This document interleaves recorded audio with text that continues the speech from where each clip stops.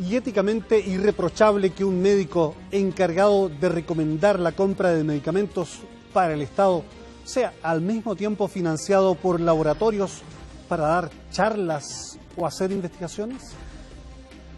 ¿Quién controla a los visitadores médicos que, enviados por los laboratorios, inundan de regalos y medicamentos, remedios que solo deben entregarse con recetas a los jóvenes estudiantes de medicina? Carola Fuentes investigó los conflictos de interés entre laboratorios farmacéuticos y los médicos, encontrando una serie de situaciones irregulares que merecen una revisión de la autoridad y del colegio médico. Esto es Informe Especial. Médicos y laboratorios, relaciones peligrosas.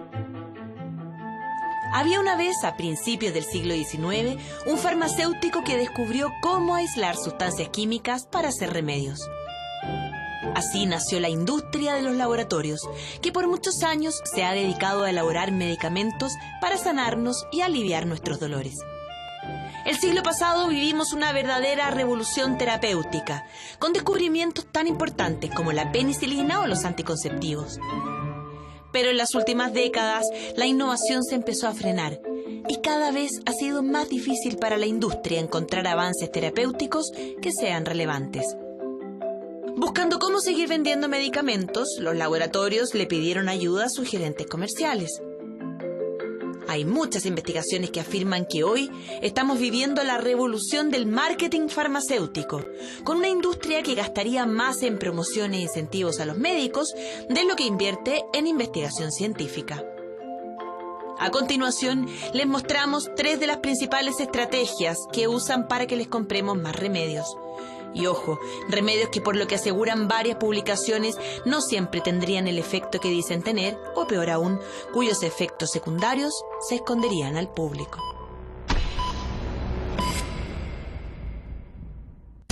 Probando Ediciones Radio Universidad. Fabiola Enríquez tiene 33 años, es soltera, sin hijos, y el año pasado le pidió a su ginecóloga que le recetara pastillas anticonceptivas. Y me someten al examen de rutina típico de cualquier ginecólogo. ¿Cuánto pesas? ¿Cuánto estás fumando? ¿Estás haciendo ejercicio? ¿Te duele la cabeza? ¿Te has enfermado este último tiempo? No, sí, no, listo, esta. Tras media hora de consulta, la doctora le recetó un anticonceptivo específico y de una marca en particular que además tenía una atractiva promoción. Me dijo muy natural, mira, de ahora en adelante, bueno, vas a tomar estas pastillas, Bexa 20, son del Laboratorio Chile, yo te voy a inscribir en un portal que es del laboratorio para comprarlas con el 50% de descuento. Se llama musachile.cl. El blog, que está estratégicamente diseñado para las mujeres, responde consultas, organiza concursos y ofrece rebajas por los medicamentos.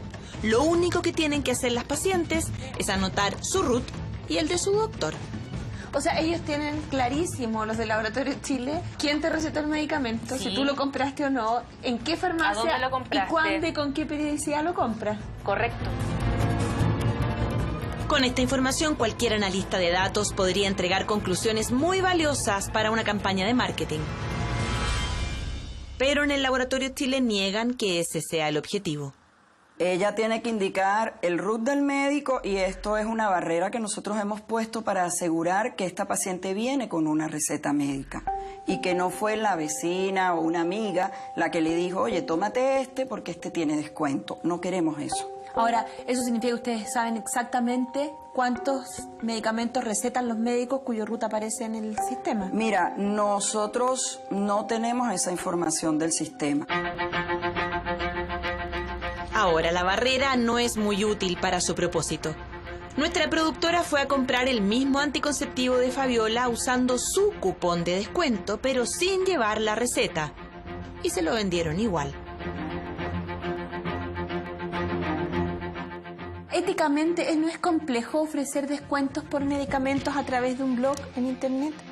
Mira, no creo que sea éticamente incorrecto, es una manera de mejorar el acceso a los medicamentos, de facilitar la adherencia, sobre todo cuando las pacientes están empezando. Facilitar la adherencia o fidelizar a los clientes es un resultado de la estrategia. La duda es qué ganan los doctores que recomiendan el blog. es un programa de beneficio para las pacientes a las que ya se les ha prescrito un producto de Laboratorio Chile. El médico no tiene ninguna obligación. Fabiola no piensa lo mismo. Es como medio sabido que los doctores tienen sus pololeos con los laboratorios, no solamente los ginecólogos, los doctores en general. Entonces, dentro de ese contexto, yo dije, bueno, ella está pololeando con este laboratorio así como cada cual pololea con el suyo. En nuestra investigación descubrimos que en Chile las estrategias de marketing van desde los descuentos a los pacientes hasta las más sutiles campañas publicitarias, con casos que han resultado incluso en el derroche de miles de millones de pesos en compras públicas de medicamentos cuestionados.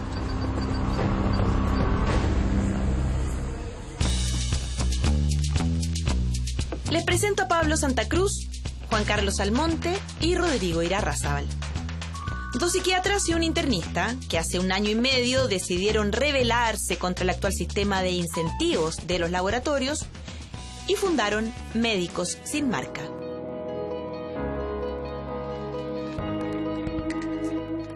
Nuestros objetivos en estos momentos apuntan principalmente a informar a través de datos acerca de los efectos perniciosos del marketing farmacéutico y de las relaciones entre los médicos y las compañías que instalan conflictos de interés.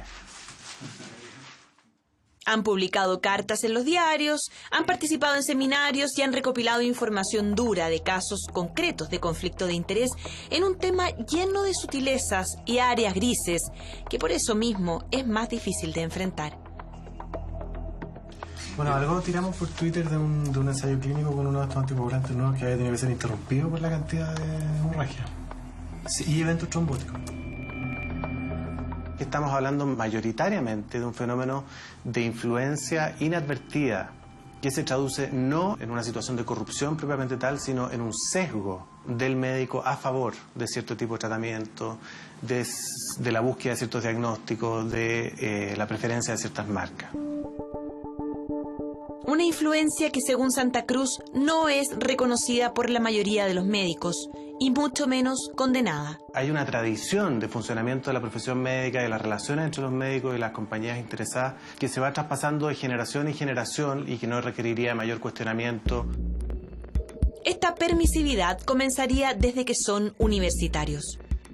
Si yo me estoy formando como médico, soy estudiante de medicina y veo que todos mis profesores tienen conflictos de interés, y que todos mis profesores, digamos, reciben financiamientos, auspicios, obsequios, viajes, invitaciones, entonces yo tiendo a suponer que eso es perfectamente aceptable.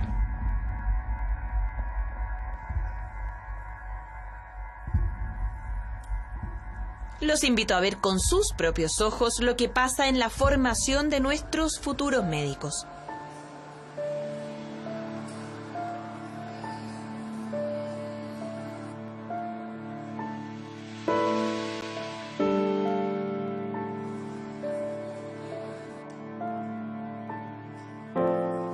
Estos son estudiantes de medicina de la Universidad de Chile. La influencia de la industria farmacéutica comienza en todos los países desarrollados a partir del 3er año de medicina.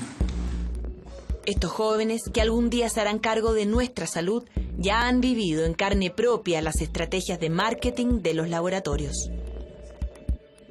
Yo estoy en un hospital público, en el Hospital San Borja. En las reuniones clínicas es muy común que haya desayuno y comida financiada por los laboratorios. Bueno, a nosotros más directamente, que estamos tercero y ya estamos llenos de cajas de fármacos que no tenemos idea para qué son, que vienen así como, por favor, toma este, y nos traen con un juguito y un alfajor. Pero nosotros como no que queremos, pero viene con un alfajor, ya bueno, y viene como con el alfajor. Pero después, ¿qué así? Tengo una casa llena de cajas de remedio que en realidad no se necesita y ojalá nadie no se los tome por error. ¿Quién les regala esos remedios con ese alfajor y ese jugo? Ahora el médico. De norte. ¿Marca eso? ¿Es marca? Sí, estamos en tercero, llevamos la NAIN clínica y nos vemos asediados por estas empresas que nos van a regalar medicamentos. Básicamente nosotros sabemos que hay una marca especial que va una vez cada 2 semanas, una vez a la semana y es nuestro desayuno. Que viene con el alfajor, viene con el jugo, que nos llenan de... creo que un antidiarreico, antivómito, no lo sé. Pero llenos de bolsa mío que está lleno. Como contaba Nicolás, es cosa de pasarse por el hospital durante las prácticas médicas y uno encuentra desde antiinflamatorios hasta, no sé, estimuladores del sistema nervioso. Y voy a contar una anécdota. Ayer estaba con mis compañeros de práctica sentados en una silla esperando al profesor y vimos pasar a estas personas que ofrecen y regalan los medicamentos y yo personalmente dije como broma, hoy no nos dieron nada, porque es verdad que a diario prácticamente nos dan el alfajor y el jugo. Y bueno, ellos me escucharon, se dieron vuelta y dijeron, ¿qué dijeron? Porque acá tenemos como muchos medicamentos para darles, y abrieron un bolso donde había, no sé, más de 10 variedades distintas de medicamentos y nos dieron a elegir el que nosotros quisiéramos. Y luego nos dijeron, si necesitan más, les dejamos el número de teléfono y cuando quieran nos llaman y les damos más. Entonces como que a uno le dejan la puerta abierta para ver lo que quiera. Nos están realmente como asediando, y ahí es donde nosotros tenemos que saber por qué estamos acá, por qué nos metimos esto y no dejarnos influenciar por estas grandes empresas que quieren que de verdad desde chicos ya recién en clínicas nos amarremos una marca y es un producto. ¿Y es un laboratorio o son todos? ¿Es un caso excepcional? Son muchos. Son todos. En general se distinguen por las corbatas, las ropas. Claro. Son como el verde es tal marca, el rojo es tal marca. La maleta con ruedas es tal marca. El maletín. El que está al tal piso el de cardio, el de tal piso el de gastro. Sí. Mira, una conducta generalizada. Sí, Pasense por las mañanas en el hospital, ahí van a ver cuántos visitadores médicos están dando vueltas. Sea privado. No fuimos a pasear por los hospitales. Estas son imágenes captadas en el Hospital del Tórax, campus clínico de la Universidad de Chile. Y estos son visitadores médicos. Este es el servicio de neurología del Hospital Salvador. Y esto es un desayuno financiado por un laboratorio nacional.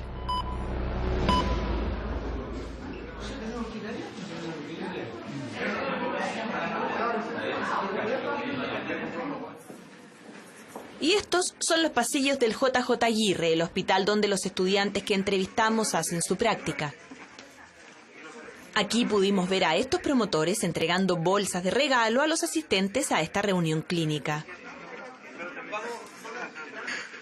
Más de alguien dirá que ofrecer jugos y alfajores no tiene nada de malo. El problema es que los estudiantes no solo reciben comida. No tenemos actualmente los conocimientos necesarios para saber para qué sirven todos esos medicamentos. Y al entregarlo ni siquiera nos dicen en qué dosis usarlo. Incluso es como el pack que va acompañado del alfajor. Es el anexo. No nos dicen la dosis, no nos dice nada acerca de ese medicamento. ¿Y ustedes podrían recetar ese medicamento? No, eso no podemos. Pero nosotros ya teniendo el medicamento se lo podemos dar a nosotros mismos, compañeros, a los demás. Entonces nosotros nos llenamos de medicamentos que no sabemos en qué dosis se dan, que no sabemos 100% para qué sirven, no sabemos sus reacciones adversas. Entonces se está poniendo también en manos nuestras algo que no podemos manejar al 100%. Por lo menos hoy, lo más impresionante es que a otro compañero le entregaron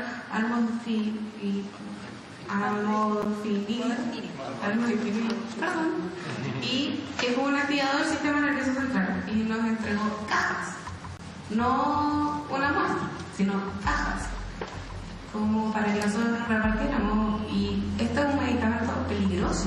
¿A alguien más le han regalado modafilino? Sí, a todos. ¿Es algo frecuente que le regalen modafilino? ¿Y ustedes para qué usan el modafilino? Está guardado en el Está guardado ahí.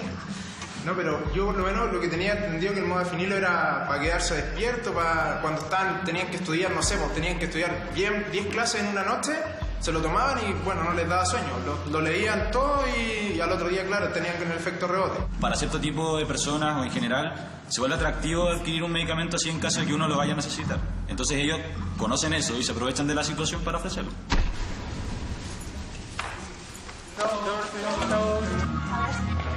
¿Cuántas cajas de esto les dan? 12. Una bolsa entera. 12 cajas. Una bolsa entera. En internet tú lo puedes vender a 45 lucas por pastilla. ¿Cómo? La caja la puedo vender y además la puedes comercializar por internet. ¿Esto puede tener efectos secundarios? No, tiene efectos. Sí, cuadros psicóticos, puede producir insomnio. Este es un medicamento que se usa normalmente para personas que tienen problemas de somnolencia diurna. Debe prescribirse con receta. Me parece muy poco ético que se le regale a los estudiantes. Es un medicamento con el cual muchos visitadores médicos establecen cierta empatía con los estudiantes, porque de esa forma, ¿cierto?, va a dormir menos, va a poder durar más el carrete, etcétera, etcétera. ¿Qué dicen las autoridades académicas de este tipo de prácticas? Ellos no debieran aceptar muestras médicas porque efectivamente no las pueden indicar, no las pueden usar, y por lo tanto a lo que uno propondría es a que ellos vayan adquiriendo las habilidades para relacionarse adecuadamente con los visitadores, como lo hacen los propios docentes clínicos. Dentro de las muestras médicas que ellos nos contaron y mostraron que habían recibido está la del modafinilo, un remedio que entendemos se expende con receta y que ellos reconocen, muchos usan para no quedarse dormidos. ¿Ustedes están conscientes también de que esto ocurre, que ellos reciben frecuentemente este tipo de remedios? No, tendría que investigarse el grado de presencia de esa práctica, pero la verdad es que personalmente desconozco que se las estén regalando. Ahora, según estudiantes y profesores, la presencia de los laboratorios se repite en otros campus clínicos. La política de la escuela nuestra ha sido permanentemente mantener a la industria farmacéutica lejos de las aulas. Pero naturalmente eso también tiene una contraparte, en el sentido de que es cierto que hay cierta actividad de la industria farmacéutica que le es favorable a la universidad. Esto en Chile, en todo el mundo, en Europa, es así. ¿Por qué? Porque la universidad tampoco puede utilizar recursos provenientes de matrículas o de otras donaciones que llegan hacia la causa académica, universitaria, para destinarla, por ejemplo, a dar un sándwich a las 7 de la mañana, en la hora en donde está ocurriendo un evento, o a las 7 de la tarde, cuando los alumnos entonces tienen un paso práctico. Entonces se recurre a esa transacción en donde el académico jefe de esa reunión acepta una donación que pueda servir para ese fin. Pero se les dice claramente que a la industria, y ellos aceptan esa condición, de que no es una actividad que les permita decir, dado que nosotros les donamos esto, ustedes tienen que recetar esto mío. Eso es una diferencia notable dentro de lo que nosotros pretendemos como universidad. Preocupados por lo que está pasando, un grupo de académicos de la Universidad de Chile organizó a mediados de año una mesa redonda con los alumnos de medicina. Hay un tremendo incremento de la inversión que hacen estas industrias farmacéuticas en las universidades. Y paralelamente se ve también la entrega de almuerzos gratis, de regalos y de una serie de otras condiciones. Y la pregunta que se hace este artículo publicado en el British Medical Journal es: ¿quién paga la pizza? Muchos especialistas dicen que la pizza la pagamos nosotros, los pacientes. Porque hasta el precio de los alfajores estaría siendo traspasado al costo de los remedios. Remedios que, por lo demás, según la investigación de Médicos Sin Marca, a veces ni siquiera son tan novedosos como parecen. De los medicamentos aprobados por la FDA en el periodo 2000-2007, que son 667 medicamentos, la parte azul corresponde a nuevas formulaciones o a combinaciones de drogas previamente disponibles. Es decir, la gran mayoría de los nuevos medicamentos que son introducidos al mercado corresponden a lo que se conoce como medicamentos Me Too. ¿Qué son los medicamentos Me Too? Son alternativas o variaciones más o menos triviales de fármacos previamente disponibles. Ahora, con frecuencia, la entrada al mercado de estas aparentes novedades coincide con el vencimiento de la patente del fármaco precursor y se acompaña de una agresiva campaña de marketing que busca generar la impresión de que el medicamento constituye un avance terapéutico y cambiar los hábitos de prescripción de los médicos y cambiar a los pacientes que estaban tomando la droga anterior al nuevo producto. Por regla general, sin embargo, no existe evidencia convincente que realmente demuestre que el nuevo producto es más efectivo, más seguro o mejor tolerado que el antiguo. En resumen, un medicamento Me Too es uno que parece novedad y parece un avance, pero no lo es.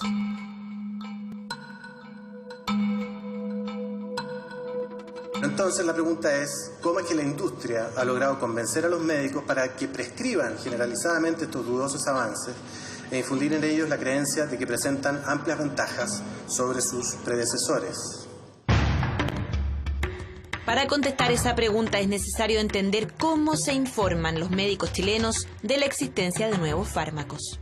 Mi nombre es Juan Pablo Morales, soy químico farmacéutico, soy asesor farmacéutico y también trabajo en el sector hospitalario público y también soy director ejecutivo de la ONG Políticas Farmacéuticas.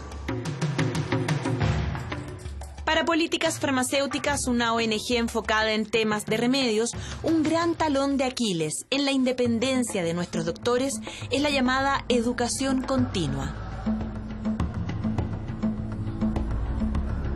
La educación continua se refiere a una multiplicidad de herramientas y de maneras de educar a un profesional una vez que termina su ciclo universitario o su ciclo formal.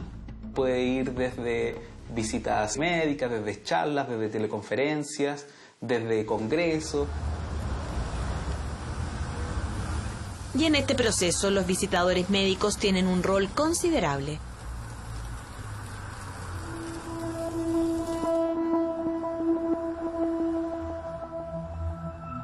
Usted se ha topado con ellos, ¿cierto? Esos hombres y mujeres con un típico maletín lleno de muestras médicas, rondando los centros hospitalarios esperando para entrar a las consultas. Los médicos reciben a los visitadores porque los consideran una fuente útil de información. De hecho, es como la primera y principal fuente de información respecto de los nuevos medicamentos, que es naturalmente información sistemáticamente sesgada en el sentido de exagerar los beneficios de los medicamentos y de omitir gran parte de sus riesgos.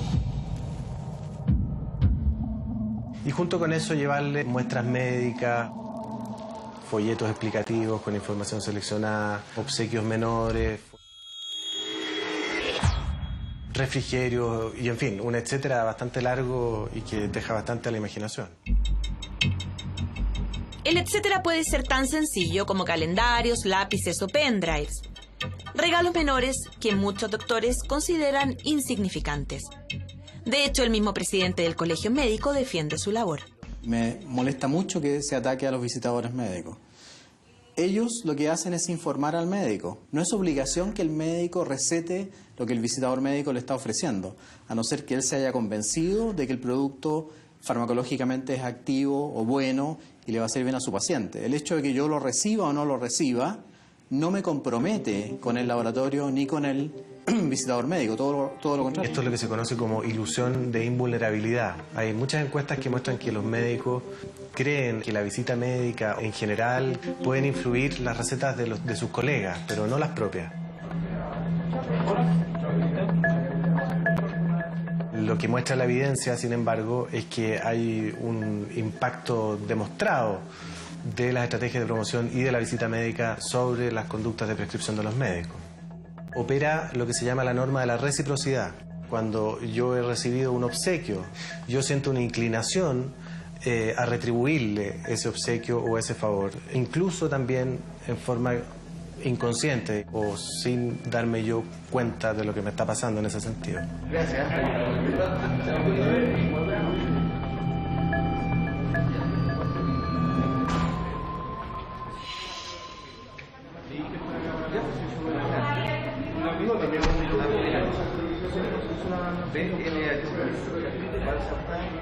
Lo que muestra la evidencia, lo que muestran estudios realizados en Reino Unido, en Francia y en Estados Unidos, es que la visita médica tiene un impacto demostrable y medible en las conductas de prescripción de los médicos y que los médicos que tienen mayor frecuencia de contacto con los visitadores médicos tienden a prescribir más medicamentos, más nuevos, medicamentos más caros.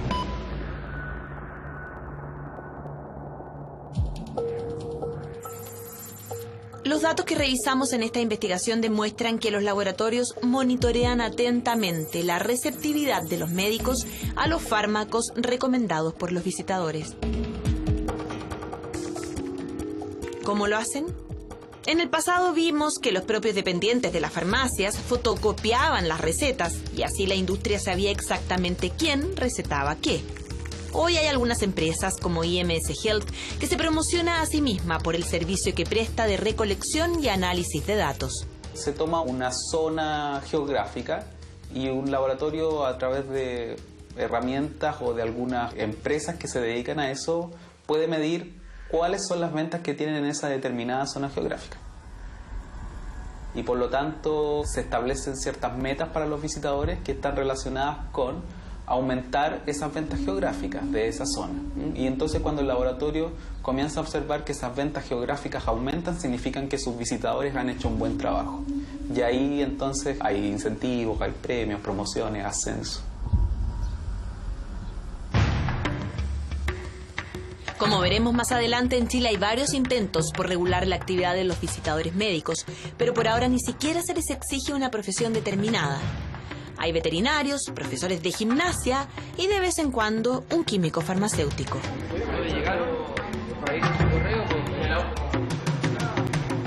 Pero el peso que tendrían en la decisión de los remedios que finalmente nos recetan es una de las grandes preocupaciones de Médicos Sin Marca.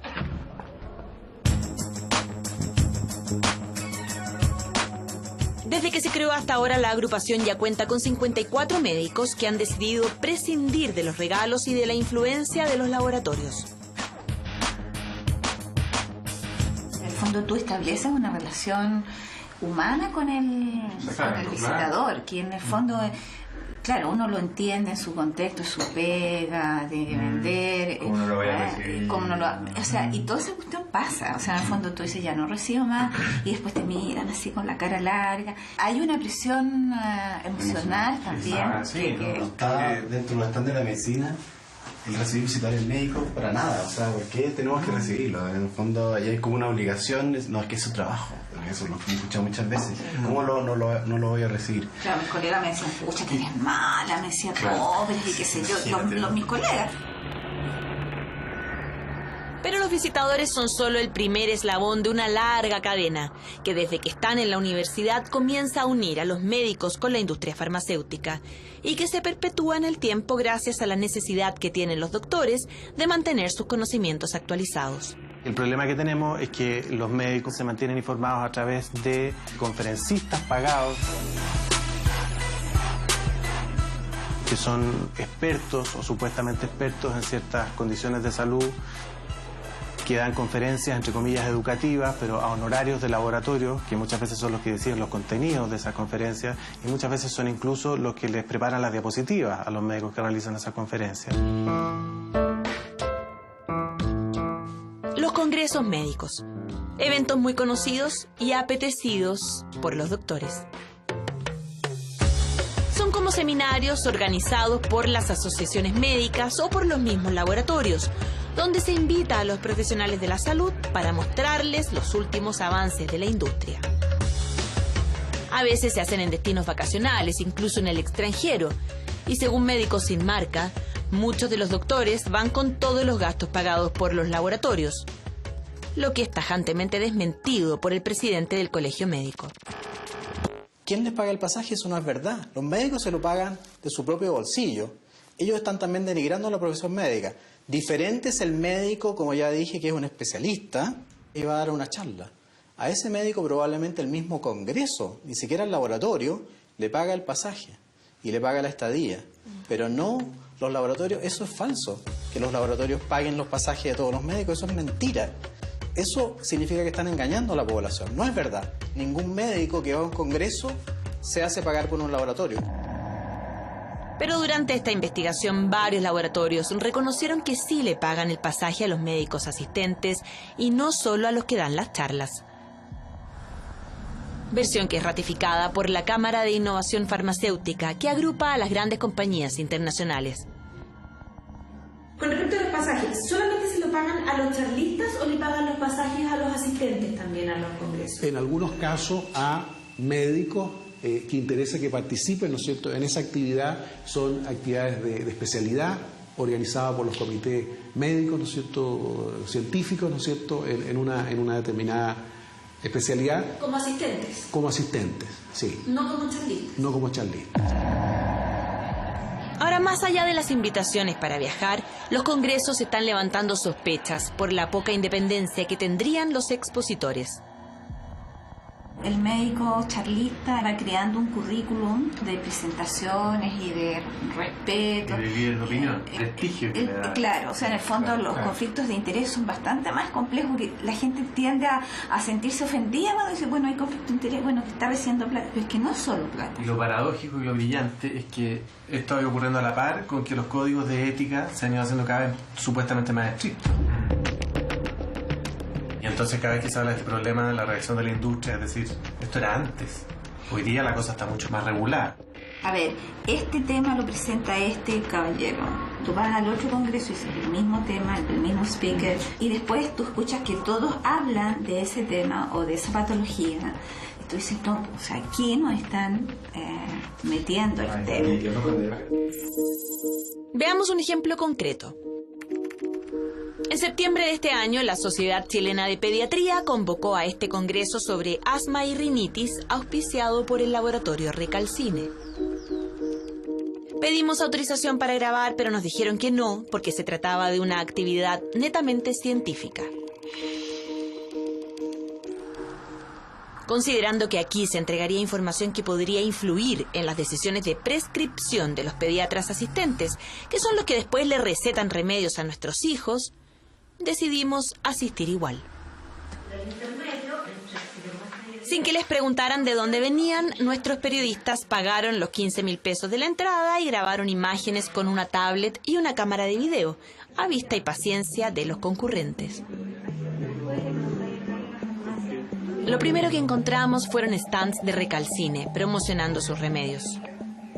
Es una práctica habitual en estos congresos y una fuente de ingresos para las sociedades médicas que los organizan, ya que pueden cobrarle a los laboratorios varios millones de pesos por el espacio. Luego, una de sus promotoras se acercó a nuestro periodista asumiendo que era un doctor, pero sin hacerle una sola pregunta para verificarlo. Esta es la ciclosamida, esta es la única ciclosamida, doctor, que existe aquí en Chile y es de aplicación única diaria, por lo tanto también tiene una compliance mucho mejor en los pacientes. Nosotros acá, doctor, tenemos información en la que usted puede ver, por ejemplo, los efectos de candidiasis versus los otros corticoides. Durante toda una jornada, al menos 8 especialistas expusieron ante los asistentes sobre distintos temas relacionados con el asma, la rinitis y el uso de antialérgicos. En medio de las charlas se sucedían los coffee breaks e incluso una rifa, en que los ganadores se llevaron un libro de enfermedades respiratorias. La última de las exposiciones estuvo a cargo de la doctora María Angélica Pérez, broncopulmonar infantil, que al comienzo de su presentación reconoció que tenía varios potenciales conflictos de interés. El potencial conflicto de interés en fondo asociado a ventilación, conferencias, asistencia congreso, visita, La doctora Pérez expuso los avances en corticoides e inhalatorios y en especial de la ciclesonida, el componente principal del último lanzamiento de Recalcine para el tratamiento del asma. Tengo una pregunta de cada provincia. Dice, su opinión del uso de ciclosonida por sobre fluticasona y budesonida, si realmente aporta ventajas. Yo creo que estamos recién utilizando la ciclesonida y yo creo que las ventajas nos da el fármaco, pero se ha demostrado que tiene tanto igual efecto que la fluticasona y que la budesonida. Mejora la función pulmonar, claramente disminuye las crisis obstructivas, similarmente a los otros corticosteroides. Pero lo que no hizo fue mencionar que el mismo compuesto del que estaba hablando ha recibido cuestionamientos por no significar un avance real con respecto a los medicamentos que ya existen. No es primera vez que la doctora Pérez participa en eventos auspiciados por Recalcine. En la propia página web del laboratorio aparecen diferentes charlas en las que ella ha expuesto sobre los componentes de sus medicamentos. Le pedimos una entrevista a la doctora Pérez, pero no aceptó, arguyendo razones familiares. También le pedimos una entrevista a Recalcine, pero solo aceptaron responder por mail. CFR participa en actividades que contribuyan a aumentar el conocimiento de los avances científicos y de la ciencia. No vemos en ese ámbito ningún conflicto de interés, sino que, por el contrario, grandes sinergias. CFR es el único laboratorio en Chile que hace investigación científica y ella no es posible sin la participación de médicos, biólogos e ingenieros genéticos. Estigmatizar los conflictos de interés por casos puntuales es un error. Eso no es un hecho aislado, sino que es un hecho sistemático y que forma parte, lamentablemente, de la penetración que ha tenido el marketing farmacéutico sobre la formación continua. Como gran parte de los nuevos medicamentos introducidos al mercado no constituyen realmente un avance respecto a los tratamientos previamente disponibles, la industria farmacéutica, a través de la promoción, busca instalar en la imagen de ese medicamento ciertas ventajas que con frecuencia son inexistentes o simplemente irrelevantes. De esa manera buscan potenciar las prescripciones y las ventas de un medicamento para el cual existen alternativas perfectamente razonables a un precio también mucho más razonable. Ahora, todo lo anterior corresponde solo a una parte de las estrategias de la industria para aumentar sus ventas.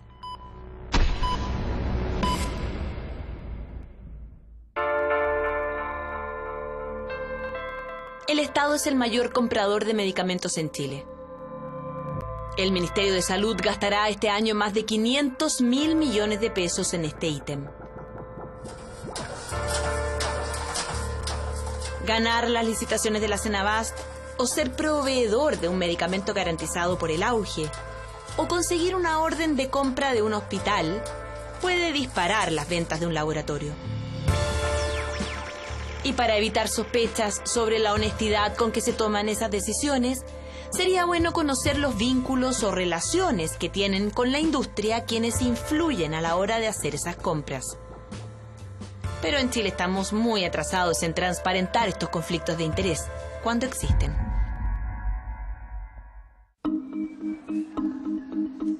Rodrigo Salinas, neurólogo del Hospital Salvador, expresidente del Consejo Consultivo del Auge y actual integrante de la Comisión de Adquisiciones de la Senabast, sabe bien cómo funciona el marketing de la industria cuando se trata de compras públicas. El laboratorio no toma contacto directo con la gente que participa en los procesos de compra, porque eso sí que sería de mirada ilegal. Pero sí lo hace agasajando a los líderes de opinión, que son los que finalmente terminan participando en la opinión de qué comprar y cuándo comprar. Por eso que para el laboratorio farmacéutico el líder de opinión es una presa tan apetitosa.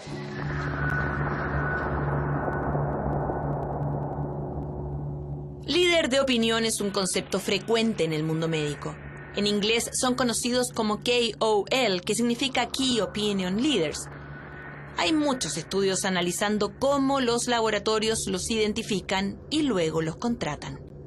El líder de opinión, desde la mirada de la industria farmacéutica, es un personaje bien definido, que es un personaje que tiene ascendencia sobre el resto de los colegas en términos de orientar la prescripción, que tiene llegada a la elaboración de guías clínicas, tanto en las sociedades científicas como en los ministerios o entidades que elaboran las guías clínicas, y que desde cierta perspectiva es posible capturar, esa es la palabra que utilizan las propias empresas farmacéuticas para la promoción de sus propios artículos.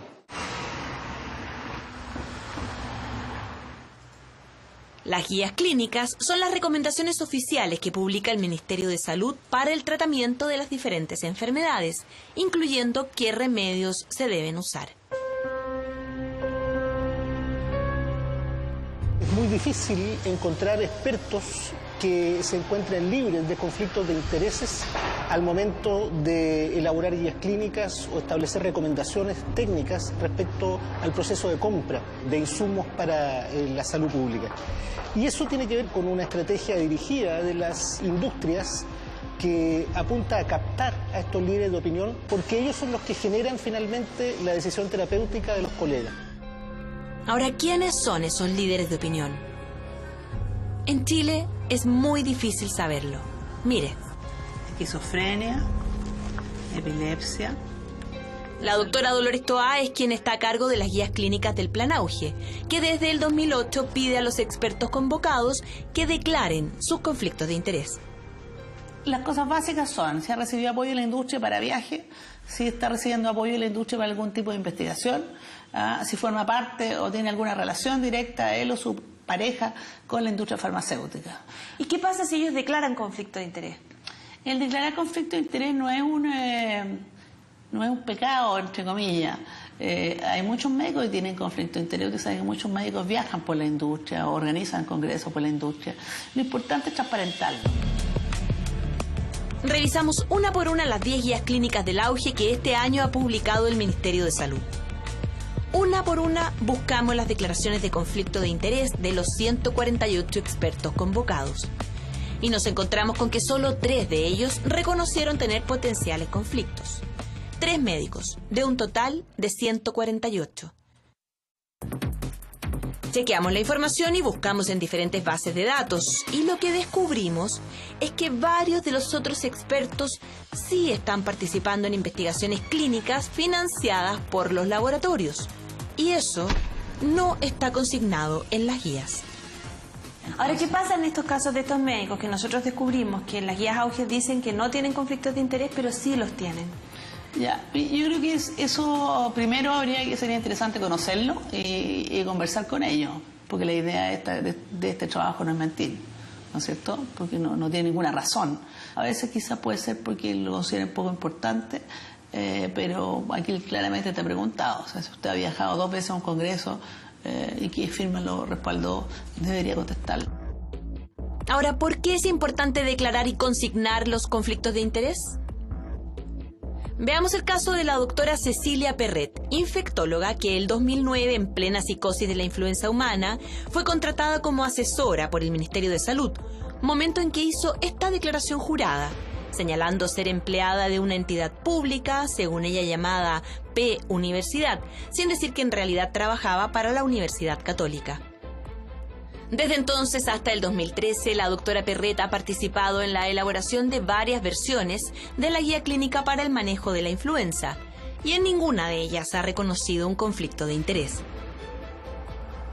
Sin embargo, en mayo de este año asistiría a un congreso en Holanda, auspiciado por varios laboratorios, y ahí sí declaró tener un potencial conflicto por haber recibido honorarios, pasajes y dinero para la inscripción del laboratorio Sanofi Pasteur. Y su relación con la industria no comenzó recién en mayo. El 2010 fue invitada a un congreso en Miami auspiciado por Sanofi. El 2008 además participó en un ensayo clínico financiado en su totalidad por Sanofi Pasteur. Y el 2005 implementó un sistema de vigilancia de virus respiratorios en Chile con recursos, entre otras fuentes, del laboratorio Sanofi Pasteur, del laboratorio GlaxoSmithKline y del laboratorio Roche. Sanofi Pasteur elabora la vacuna contra la influenza. GlaxoSmithKline produce el antiviral Zanamivir. Y Roche produce el Oseltamivir, más conocido como Tamiflu. Todos estos medicamentos son los recomendados por las guías clínicas firmadas por la doctora Perret para el tratamiento de la influenza. Pero ella no consideró que fuera necesario declarar un conflicto de interés. Le pedimos una entrevista, pero nos derivó a una agencia de comunicaciones y finalmente respondió por escrito, señalando que no consideró que tuviera un conflicto de interés, pues, dice ella, el trabajo es completamente científico y los recursos que se reciben son entregados a la universidad. Añade que el equipo comunica sus resultados independiente de si esto favorece o no al patrocinador. Confirma que ha participado en 3 estudios de investigación con aportes monetarios de los laboratorios farmacéuticos, algo muy usual, dice la doctora Perret, para todos los profesionales de la salud dedicados al mundo de la investigación. Asegura que la investigación científica financiada por la empresa privada está de hecho estimulada por las agencias estatales. Aún no existen vacunas para enfrentar el virus. Tanta mascarilla alarmante y tanto teclado. Incluso la directora del Servicio de Salud de Reloncaví, Eugenia Schnake, fue confirmada con... 2 días antes de que la doctora Perret fuera contratada por el ministerio, y cuando en Chile había recién unas 24 personas sospechosas de tener H1N1, el senador Guido Girardi hizo estas declaraciones a la prensa. El senador Guido Girardi dijo que la llegada de la gripe porcina a Chile es inevitable y que la enfermedad podría contagiar a cerca de 3 millones de personas y provocar fácilmente la muerte de 100.000 chilenos. Pasó el tiempo y afortunadamente las predicciones no se cumplieron. Hasta el 2010 se registraron 171 fallecidos y algo menos de 400.000 casos notificados por posible contagio. 2 años después, el ministro de Salud acusó al senador Girardi de irresponsabilidad cuando volvió a aparecer en la prensa exigiendo que el gobierno entregara una droga contra el cáncer de mamas, producida también por el laboratorio Roche. El senador Guido Girardi, como se sabe, que en un momento señaló que las víctimas del virus influenza humana cuando llegue el año 2009 iban a ser 100.000 muertos en nuestro país. Eso significó que el mismo laboratorio del que estamos hablando ahora hizo ventas siderales del medicamento Tamiflu. Fue, en mi opinión, absolutamente irresponsable, hasta el punto creo que es una responsabilidad perseguible por el Estado. Entrevistamos al senador Girardi para preguntarle qué pasó el 2009. El ministro Mañalich ha tenido esta capacidad justamente de acusar a distintos parlamentarios, de acusar a médicos, o ya sea a los anestesistas o a los médicos oncólogos que tratan las patologías de cáncer de mama. Cada vez que él tiene una controversia con ellos, lo acusa de que están coludidos con los laboratorios. Entonces, esto es muy delicado también. Ahora, el día de esas declaraciones había 24 personas sospechosas de tener el virus en Chile, pero eran bien alarmantes las declaraciones. No, lo que pasa es que eso se dio en un contexto.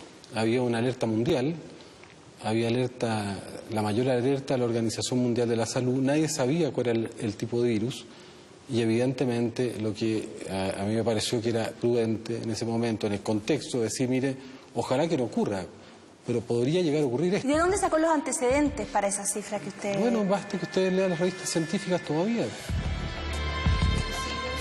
Leímos las revistas científicas y el único artículo que encontramos de esos años que hace una estimación de mortalidad es este, de la revista Lancet. Pero dice que proyectando los datos de la pandemia de 1918, en Chile podrían morir 51.000 personas, no 100.000, como dijo el senador.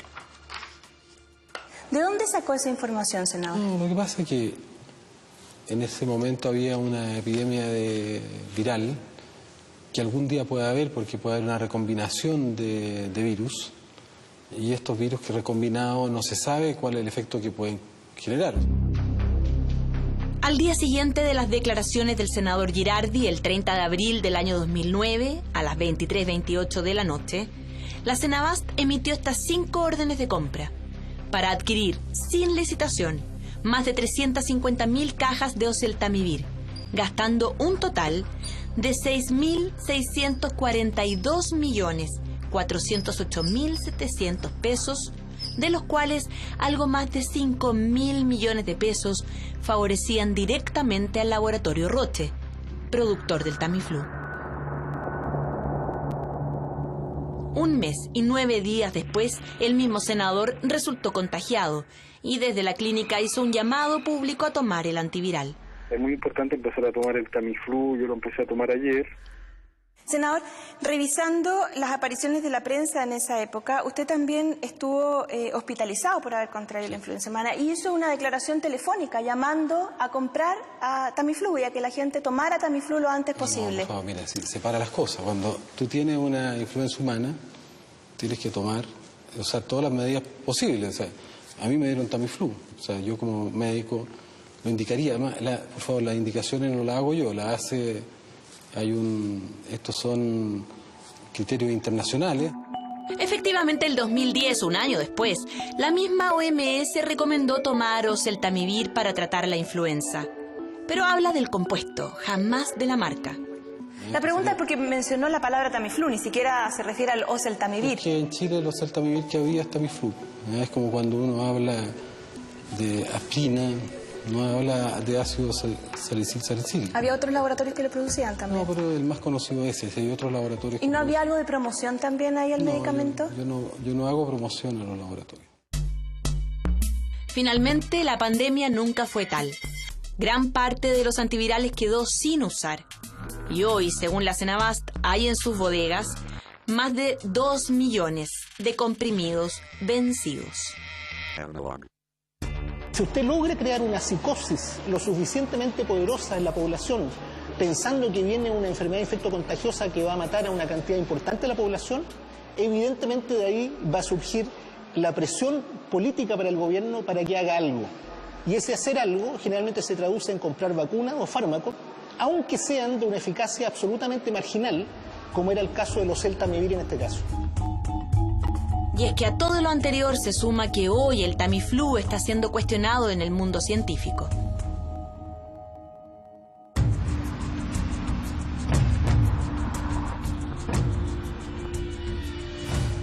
Lisa Vero es profesora de farmacología de la Universidad de California y asociada del Cochrane Collaboration, una institución que se ha convertido en un referente por realizar investigaciones independientes de la industria farmacéutica. Sistemáticamente hacemos revisiones sobre drogas y el Tamiflu fue una de estas revisiones del Cochrane. Los investigadores revisaron los ensayos realizados por Roche y descubrieron que solo se habían publicado los resultados favorables, manteniendo en secreto los que no les convenían y que correspondían a los datos de un 60% de los pacientes que había participado en una etapa del proceso. Los datos publicados siempre dan una impresión más favorable de la droga. Entonces siempre apuntan en la dirección de mostrar que la droga es más efectiva o menos dañina. La investigación del Cochrane concluyó que no está demostrado que el Tamiflu reduzca la transmisión de la influenza, ni tampoco el riesgo de complicaciones, ni las hospitalizaciones. Lo que termina pasando es que el público recibe una visión parcial de la eficacia o seguridad de un producto. Entonces lo que necesitamos es buscar en los datos que no se han publicado para tener la historia completa de la droga. En el caso del Tamiflu, el Cochrane asegura que Roche no ha desclasificado todos los datos. El laboratorio Roche dice lo contrario. Se explicó en su momento que el grupo que estaba investigando y solicitó los estudios, se entregaron miles de datos, ¿no es cierto?, pero se les pidió un plan de análisis de los datos, como se les pide a todos los que solicitan la información, por supuesto, y un acuerdo de confidencialidad. Y el grupo no estuvo dispuesto a firmar ese acuerdo de confidencialidad, por lo tanto Roche no pudo entregar mayor información. A través del tiempo, Roche se ha manejado con la transparencia, digamos, a través de un grupo también científico independiente de expertos en influenza. Específicamente estamos hablando del caso de este medicamento Celtamivir, Tamiflu, en que ellos están abiertos a entregar información con fines científicos a quienes se lo soliciten, pero ellos son los que están manejando a quién y cómo. De toda esta polémica poco y nada se ha sabido en Chile. Nadie ha cuestionado la eficacia del Tamiflu y tampoco se ha investigado oficialmente cuánto del dinero de nuestros impuestos se desperdició por culpa de una decisión de salud pública que significó millonarias ganancias para los laboratorios.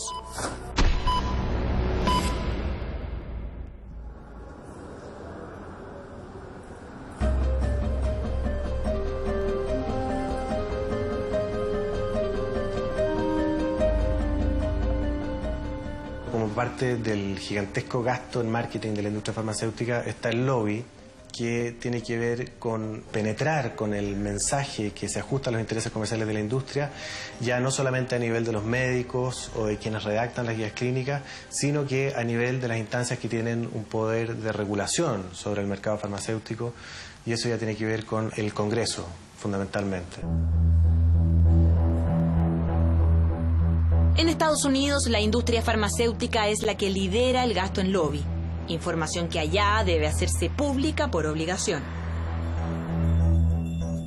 Pero en Chile no tenemos ni ley de lobby ni transparencia en el financiamiento de las campañas políticas, por lo que es muy difícil saber qué parlamentarios están siendo o no influidos por los intereses de los laboratorios. Rodrigo López, de Políticas Farmacéuticas, ha seguido las discusiones legislativas que tienen que ver con los medicamentos. hay lobby. Pero, como te digo, lo más preocupante es que es muy difícil de evidenciarlo. El modus operandi es básicamente dos. Uno, conversación directa con los legisladores, conversaciones de pasillo de 1 o 2 minutos donde se le entrega un pequeño resumen de cuáles son las intenciones que ellos tienen para la votación a determinar. Y lo más difícil de rastrear, pero que nosotros creemos que lo más importante, es el financiamiento de las campañas políticas. ¿Ya? El problema que tenemos acá es que nosotros solamente podemos hacer suposiciones porque no hay legislación que haga transparente el financiamiento de las campañas. Si pudiéramos saber cuán transparente, o sea, quién financia las campañas, quizás podríamos saber a ciencia cierta cuánto influye las compañías farmacéuticas en las campañas políticas. Un ejemplo preocupante es lo que está pasando con la ley de fármacos, que ya debería estar aprobada, pero cuya discusión, para sorpresa de varios, se ha ido dilatando mucho más de lo comprensible. No sabemos cuánto de la demora que ha habido en la aprobación de la ley de fármacos corresponde a maniobras de lobby. No lo sabemos. Porque hay agentes externos a los legisladores que están influenciando ya sea la demora o la discusión, digamos, para que no se apruebe. Revisando las tablas de los últimos 3 meses, descubrimos que se repetía una constante. La discusión se agendaba para el final de la jornada y entonces algo pasaba, que la sesión se alargaba y los parlamentarios no alcanzaban a ver el proyecto. El gobierno ordenó discusión inmediata el 3 de septiembre, pero ya han pasado 2 meses y la comisión mixta aún no lo vota. Nadie discute que esta es una ley muy importante para la ciudadanía, que permite efectivamente controlar la canela, esta comisión que se paga para que uno le den determinados medicamentos más caros en desmedro de otros más baratos, que permite regular la propaganda, que permite regular los incentivos a los médicos, a los que prescriben. Todo eso está en la ley. Y en lugar de decir en realidad tenemos una buena ley que beneficia al ciudadano común y corriente, que es a quienes nosotros deberíamos tener a la vista, entramos a una carrera de obstáculos. ¿Cómo nos arreglamos para que esta ley no salga? Demoremos. ¿Y qué hay detrás de esa demora? Yo no voy a especular, yo ya estoy demandado ante la justicia ordinaria por mis dichos respecto al lobby. Creo que es un tema que hay que ventilar en la Corte, pero yo insisto que detrás de esto no se está mirando el interés de los ciudadanos, sino que se está favoreciendo a determinadas industrias. ¿Y qué dice la industria farmacéutica de toda esta controversia? ASILFA es la asociación que agrupa a los laboratorios nacionales que en su mayoría producen remedios genéricos. Que nosotros hemos solicitado participar en las comisiones de salud de la Cámara de Diputados y de los senadores para hacer ver de nuestro punto de vista los aspectos técnicos. Entonces, en ese sentido, nuestra participación siempre ha sido muy clara y concreta y transparente. Hemos ido, hemos participado y hemos dicho lo que la industria piensa respecto a lo que se pretende normar. Y si eso es lobby, bueno, son palabras del ministro. Con respecto a los cuestionamientos sobre sus estrategias de marketing, los representantes de los laboratorios se acusan mutuamente. Estos conflictos de interés, debemos recordar, que fundamentalmente se han dado en el exterior, en las multinacionales, y que son de público conocimiento. Es allí donde realmente se han generado estas grandes multas, ¿no es cierto?, y sanciones por esta práctica o mala práctica.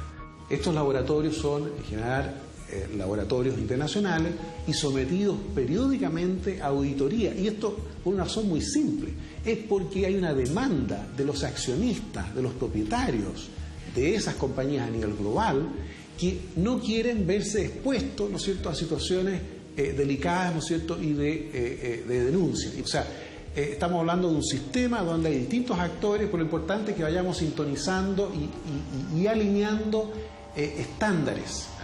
No sacamos nada con nosotros, tal como Torino un náufrago, ¿no es cierto?, con un estándar A, si otros actores de la cadena ocupan un estándar B. Ese es de nuestro interés y de ahí el tipo de iniciativas realizadas con el Colegio Médico.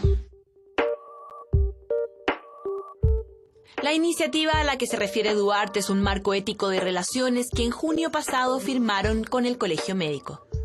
El acuerdo consiste en que la industria farmacéutica respete al médico, que el médico respete a la industria farmacéutica que si hay alguna visita, la visita sea científica y que obviamente no signifique entrega de regalos, de premios.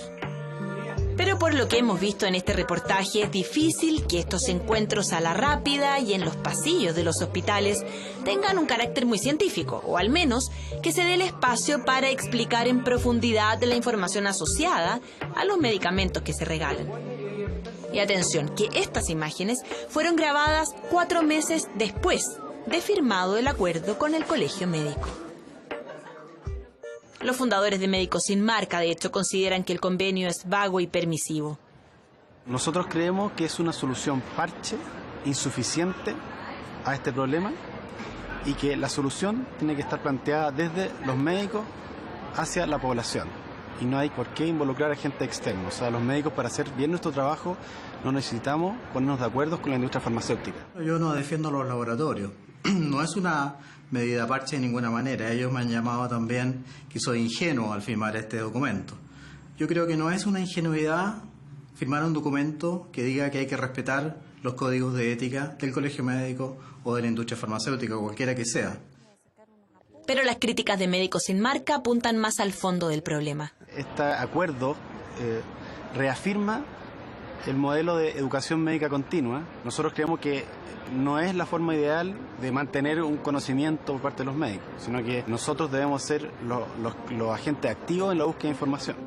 Y en esto sí están de acuerdo con parte de la industria. A nosotros nos parece que los planteamientos que ha hecho Médicos Sin Marca son muy legítimos, y son un aporte a la discusión pública en términos de hacer un llamado también a que en el proceso de transmisión de conocimiento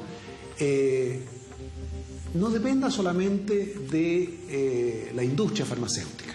Y ahí creemos que tal vez ha faltado mayor energía, no solamente de las universidades, sino que también de las políticas públicas. Los poderes públicos también podrían empujar estos temas. Ahora, mientras en Chile estamos recién empezando este debate, en Estados Unidos acaba de entrar en vigencia la ley Sunshine, que obliga a las compañías farmacéuticas a declarar cualquier pago que le hagan a los médicos y a los hospitales de enseñanza, incluyendo las investigaciones.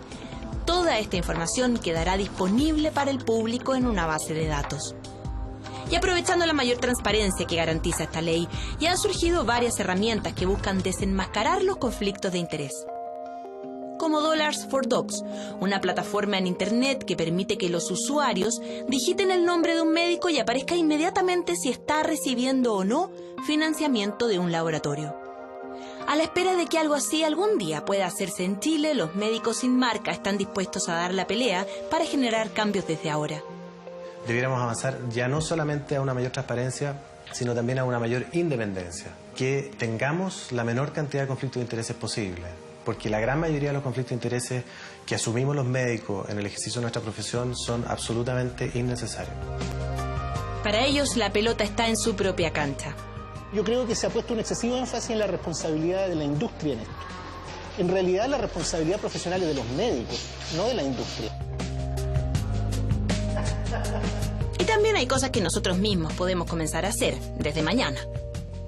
Yo tengo la impresión de que en el mundo de los pacientes hay una tradición de resignación. Yo creo que hay que salir de esa resignación, empezar a levantar el tema y empezar a plantear los reparos, inquietudes, preguntas que cada paciente tenga a sus médicos. De manera de generar también en el gremio médico la incomodidad necesaria para que esto se transforme en un tema de mayor urgencia y donde se empiecen a implementar medidas ya no solamente cosméticas, sino medidas efectivas y que se basen en la evidencia disponible respecto al problema. Una de esas medidas podría ser el artículo 100 de la nueva ley de fármacos que regula los incentivos, pero que, como hemos visto, sigue esperando en el Congreso para ser votada por nuestros actuales representantes.